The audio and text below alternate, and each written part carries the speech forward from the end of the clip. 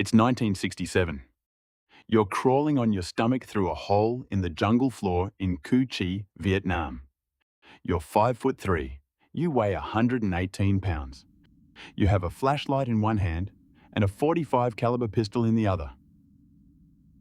And there is exactly 4 feet of dirt between your face. And a Viet Cong soldier who's been waiting for you all morning. Also, there might be a scorpion on your neck. Welcome to being a tunnel rat. Let's back up. It's 1966. You're a farm kid from Ohio, or Iowa, or wherever they grow small guys.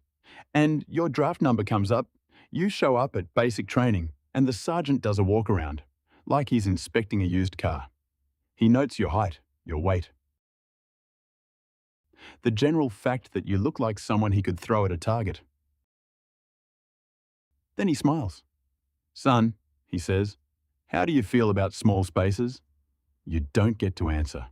You've just been volunteered for the US Army's most exclusive club, a group of guys the Pentagon officially calls tunnel rats, also known as the only people crazy enough, Saigon, and small enough to fight a war underground.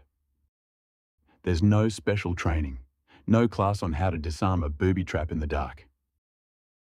You get a flashlight, a pistol, and an orientation lecture that could be summarized as, "There are holes, get in them." You're 19 years old. You've never held a gun outside of basic training. In 3 months, you'll be crawling face first into a hole full of scorpions and communism. You land in Vietnam and get assigned to the 25th Infantry Division. They call themselves Tropic Lightning, which sounds like a fancy cocktail, but is actually just your unit's name. Your commanding officer welcomes you by pointing at a map. He circles a district called Cu Chi. "There are tunnels," he says. Vast understatement. Underneath Cu Chi, the Viet Cong have built 250 kilometers of underground tunnels. Not some tunnels, not a modest cave system. 250 kilometers. That's the distance from New York City to Boston. Except it's stacked in 3 levels. Includes underground hospitals, kitchens, and printing presses. And it's all right under your feet. Your job, you specifically, personally, is to go down there and clear them. Your unit hands you a patch. Latin text, non gratum anus Rodentum. You ask what it means. They tell you, not worth a rat's ass. You wonder if this is a motivational statement or a job description. Turns out it's both. The Australians in the neighbouring unit call themselves ferrets. You think this is a much more dignified name. Then again, nobody asked you. Day 1 on the job. Your unit finds a tunnel entrance camouflaged with leaves. Someone calls you over. You look at the hole. It's about the size of an oven. Your buddy hands you a flashlight and pats you on the back, like a father dropping his kid off at kindergarten. Good luck down there. You go in head first. Feet first, they explained, is a great way to get shot in the feet.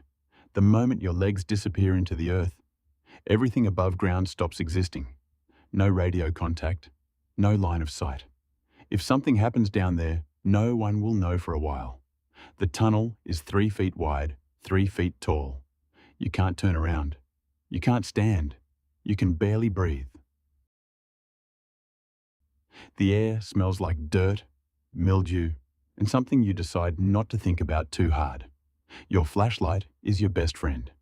Your flashlight is also, you now realize, a giant glowing arrow pointing directly at your head.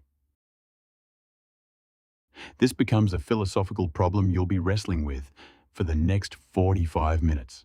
You have a .45 caliber pistol. Nobody warned you that firing a .45 inside a tunnel does 2 things. 1, it deafens you for about the rest of the day. 2, the muzzle flash lights you up like a Christmas tree. Some tunnel rats figure this out and switch to a suppressed .38 revolver. You haven't figured this out yet. You'll get one chance. You crawl forward. 20 feet in, You spot the first surprise. A tripwire, threaded across the tunnel at ankle height, attached to a hand grenade wedged into the ceiling above you. You disarm it. You crawl on. 10 feet later, a bamboo tube sticking out of the wall. You lean closer. It's packed with human waste. This isn't accidental. This is a projectile. If you'd tripped a certain wire, this would have hit you in the face. Charming. You keep going. Something moves against your leg. You freeze. You slowly aim the flashlight down. It's a rat. Just a rat. You breathe. Then something moves near your face. You slowly aim the flashlight up. There's a snake hanging from the ceiling. A krait. American soldiers call it the two-step snake because that's how many steps you get before you die. It's tied to the ceiling with a string. The Viet Cong hung it there specifically for you. You very carefully do not touch the string. Around the next corner, a wooden box mounted above the tunnel with a pressure plate on the floor. If you step on the plate, the box tips over and rains scorpions onto your head. You now understand why they told you not to look up. You've been down here 25 minutes. You've moved 40 feet. You want to go home. Your flashlight catches something metallic in the wall ahead. It's a rifle. You lean closer. A Mauser. World War I era. German. Not something the Viet Cong should have. You look around. There are more. And more. You're lying on your stomach, in a hole, in Vietnam, looking at about 200 German Mauser rifles that somehow made it halfway across the planet to end up under a rice paddy. This is, technically speaking, extremely important intelligence. Your options are back out slowly and report this, or keep going because the tunnel keeps going. And the tunnel keeps going. You keep going. You're going to have some serious questions about the global arms trade later. The tunnel opens up. You can suddenly kneel, then stand. You're in a chamber, actual electric light, dim, yellow, powered by bicycle generators. You can smell rubbing alcohol. It's a hospital. There are 2 Viet Cong medics. There are 2 wounded soldiers on cots. There's 1 American tunnel rat, you, standing in the entrance holding a flashlight. Everyone freezes. You have a .45 in one hand. They have 3 AK-47s propped against the wall, about 8 feet from the nearest hand. Nobody moves. Someone's going to move first. And the person who moves first is very likely going to be the one who lives. We're going to leave this story here, because whatever happens next isn't really the point. The point is, you were sent down there, alone, with a flashlight, to find this exact moment. And you're 19 years old. Let's say you make it out. About 700 Americans served as tunnel rats during the war. About 36 died in the tunnels. That's better odds than most infantry, but the guys who came back rarely talked about it. There's no tunnel rat medal, no parade. Your service record just says combat engineer or infantry, nothing about the holes. One Nicholas Sanza, a real tunnel rat, was told before his first mission, "You're the 4th on this rotation. The other 3 died on the 2nd day." He asked if that was supposed to motivate him. Nobody answered. You come home in 1968. Nobody asks. You don't tell. Some nights, you still smell that dirt.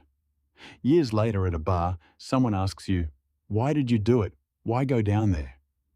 You think about it. You could talk about duty or courage or brotherhood. Instead, you shrug and say, "Non gratum anus Rodentum." Somebody had to go. And you were exactly the right size. Cheers to the small guys.